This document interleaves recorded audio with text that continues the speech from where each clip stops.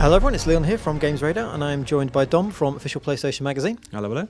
And we've finally got some information now on Batman Arkham Knight's Season Pass, which was announced costing £33, which caused a bit of spitting of tea and general kind of eyebrow raising.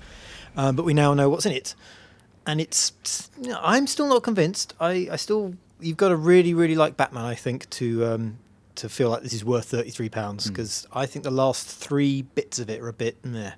But we'll go through them anyway, so we'll talk about what we think. Sure. So the first bit, which is the most interesting, is Batgirl: A Matter of Family. Now, this is a prequel story expansion in a new location where you get to play as Batgirl for the first time, that's exciting. Definitely, yeah. Well, it's nice that it's a brand new location stuff. So where are we going to go? Is it going to be Bloodhaven or somewhere outside of Gotham?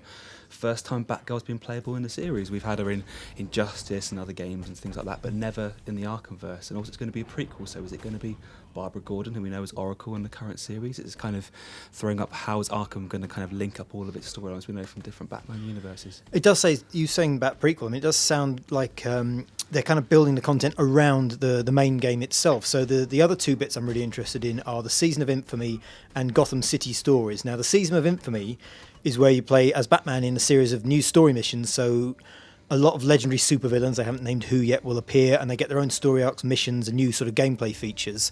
So that's kind of like a sort of a being Batman sort of simulator, just kind of dealing with crime.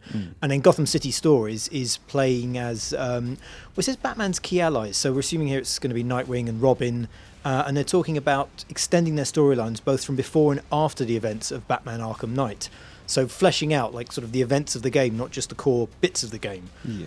Well, the first one sounds a lot like Arkham Origins. It's just chucking a load of villains at Batman. It sounds like very kind of different situations and stuff. It doesn't sound like it's a massive departure from what we've seen before. But I think it'd be quite interesting. They talk about gameplay features, so it could be like, had Anarchy, didn't you? You had to run around and find the bombs, and you had all these different, and you would get like calls when you were wandering around, and you'd sort of stumble upon crimes that were happening, and you'd run off and try and solve them. So that sounds quite interesting. It sounds like it makes Gotham City come more alive, and the City Stories thing just sounds quite nice to be able to play as a whole kind of Bat family.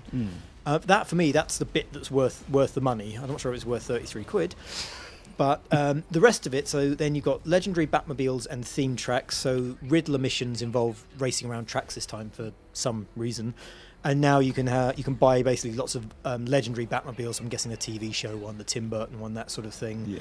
And race around some tracks. There's also some challenge maps and some character skins. And it says a variety of skins across the eras for Batman, Robin, Nightwing, and Catwoman. So those are the last 3 bits. I don't think they're not for me, basically. I'm not too bothered. They're filler, aren't they? They're kind of the thing we had before. With Arkham City, there was like every conceivable Batman suit you could think of, from like all the Lantern ones through to the classic era. It's like, it doesn't matter. It makes a difference to your gameplay experience because it didn't change the character. It was just a literal different skin. The last little information makes you kind of confirms who you might be playing as, because there's skins for Robin and Nightwing and Catwoman. Then maybe they're the ones you're going to be playing as in. Well, they are part of the dual play thing. That's where you can that's what it's going to bounce off, which would be interesting to think, because we had Catwoman's DLC in Arkham City, and that was really great. It expanded the story of the game and stuff. It felt like it was part of it.